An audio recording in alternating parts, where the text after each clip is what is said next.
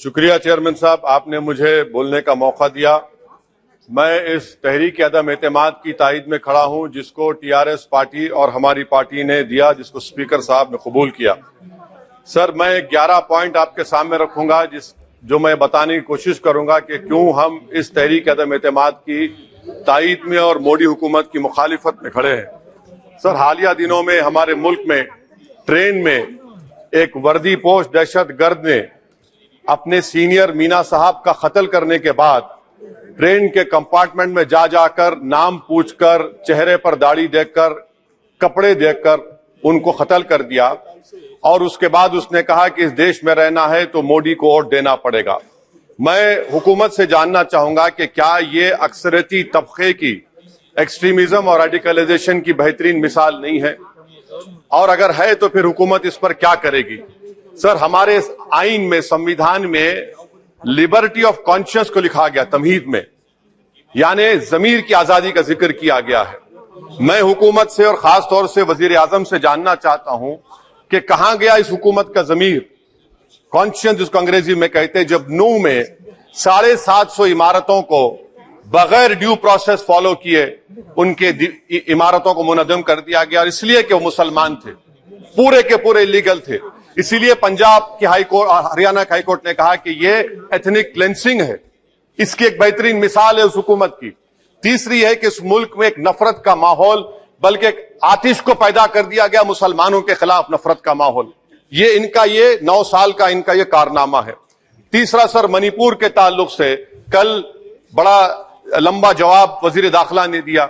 Sir, Assam rifle के ऊपर case book हो जाता है, एफआईआर हो जाता है। क्या हो रहा है वहां पर? कहां गया आपका कॉन्शियस, कहां गया आपका जमीर, जब वहां की महिलाओं की अस्मत रेजी की जा रही है? और आप मुख्यमंत्री को नहीं हटाना चाहते इसलिए क्योंकि वो कोऑपरेट कर रहा है। सर, मैं हरियाणा और मणिपुर के वजीर आला के लिए, किसी शायर ने अच्छा कहा था कि कुर्सी है तुम्हारा ये जनाजा तो नहीं, कुछ कर नहीं सकते तो उतर क्यों नहीं जाते? आखिर कहां गया? उन ताबूतों में खो गया कि आपका कॉन्शियस, आपका जमीर, जहां पर 50,000 लोग बेघर हो गए, यानी 6 लाख हथियारों को लूटा जा रहा है। आखिर कौन सा आप इंचार्ज वहां पर हैं? सर, 14 पॉइंट, हिजाब को एक मसला बना दिया गया और मुस्लिम बच्चों को तालीम से महरूम कर दिया गया। क्या ये आपका लिबर्टी ऑफ कॉन्शियस है? कहां गया आपका जमीर? सर, अभी आपने फाइनेंस मिनिस्टर साहबा ने कहा, यहां पर डीएमके के मोहतरमा कनीमोजी ने महाभारत का द्रौपदी का जिक्र किया। मैं ये पूछना चाहता हूं, बिल्किस बानो इस देश की बेटी है या नहीं? जिस बिल्किस बानो को 11 लोगों ने रेप किया, प्रेग्नेंट थी, उसकी मां का रेप किया, उसकी बेटी को कत्ल कर दिया, उसकी मां का कत्ल कर दिया, आपने कातिलों को रिहा कर दिया। ये आपका कॉन्शियस है? ये आपका कॉन्शियस है? आप तो मेजोरिटेरियन पॉलिटिक्स को फरोग दे रहे हैं। सर, आज चाइना के ऊपर कोई नहीं बोलते हैं। प्रधानमंत्री मोदी ने उस वक्त 2013 में जब प्रधानमंत्री नहीं थे कहा था कि समस्या बॉर्डर पर नहीं, दिल्ली में है। अगर हम अपनी जमीन पर हैं तो डिसएंगेजमेंट क्यों कर रहे हैं? क्या आज चीन हमारी जमीन पर नहीं बैठा है? क्या आज चीन से आप बातचीत कर रहे हैं? आप डिसएंगेजमेंट कर दिए। बताइए डी एस्केलेशन, डी इंडक्शन कब होगा? मैं आपके जरिए से हुकूमत को बता रहा हूं कि अगर प्रधानमंत्री ने अहमदाबाद में शी जिनपिंग को बुलाकर झूला झुलाया था, क्या हुआ? क्या नतीजा निकला उसका? चेन्नई दिखाया, क्या नतीजा निकला? सर, इसलिए चीन पर बोलिए, चीन को उखाड़ कर फेंकिए। सर, और एक पॉइंट जिस पर मैं मुखालिफ तायद में खड़ा हूं, हाई इन्फ्लेशन है इस मुल्क में, हाई अनएम्प्लॉयमेंट है, स्टैग्नेटिंग कंजम्पशन है। इसकी वजह से महिलाओं में हाई एनीमिया लीड कर रहा है। ये हुकूमत इसकी जिम्मेदार है। सर, कुलभूषण जाधव कहां है? पाकिस्तान में बैठा है, आप क्यों नहीं लेके आते? आप विश्वगुरु कहते हैं, कुलभूषण जाधव को भूल गए आप। कतर में 8 नेवी ऑफिसर 1 साल से जेल में है, आप नहीं ला सके उनको। सर, और एक चीज, 1991 का प्लेसेस ऑफ वर्शिप एक्ट इस ऐवान में पास किया गया था कि तारीख के जख्मों को नहीं खुरेदा जाएगा। आप खुरोद रहे हैं उनको। मैं आपको इंतबाह दे रहा हूं, वार्न कर रहा हूं, इस मुल्क को 90 के दहे में मत लेकर जाइए। 91 का एक्ट सुप्रीम कोर्ट में जवाब दीजिए कि आपकी हुकूमत 91 प्लेस ऑफ वर्शिप एक्ट की कायम है, उस पर कायम रहेगी। यूसीसी, सर, इस यूसीसी का फॉर्मूला क्या है? एक मुल्क में एक मजहब, एक कल्चर, एक जबान। ये तो डिक्टेटरों का फॉर्मूला है। भारत एक गुलदस्ता है, भारत एक मोजाइक है। یہاں پر بے شمار زبانیں بے شمار مذاہب بولے جاتے ہیں اور ہندو انڈیوائڈڈ فیملی میں Now, Vaishnavi, please try to conclude. Sir I am concluding 8 crore 75 ہندو خاندانوں کو 3,800 کروڑ ڈیڈکشن ملا. اس کے بارے میں آپ کیا کہیں گے سر؟ میں کنکلوڈ کرنے سے پہلے آپ کو بتانا چاہ رہا ہوں کہ مائنورٹی ویلفیئر کا بجٹ 40% کم کر دیا گیا. پڑھو پردیش پری میٹرک اسکالرشپ کم کر دی گئی. مولانا آزاد فاؤنڈیشن ختم کر دیا گیا فیلوشپ, اور اس کی وجہ سے 1,80,000 مسلمان ہائر ایجوکیشن میں غائب ہو چکے ہیں.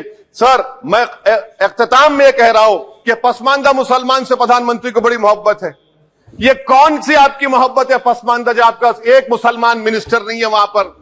اخلاق سے لے کر پیلو خان سے لے کر عفان انصاری سے لے کر لقمان انصاری موب لنچنگ پورے پسماندہ مسلمان کی ہوتی ہے. پاور لوم بند ہے انصاریوں کے, قریش برادری کا کاروبار بند کیا جاتا ہے.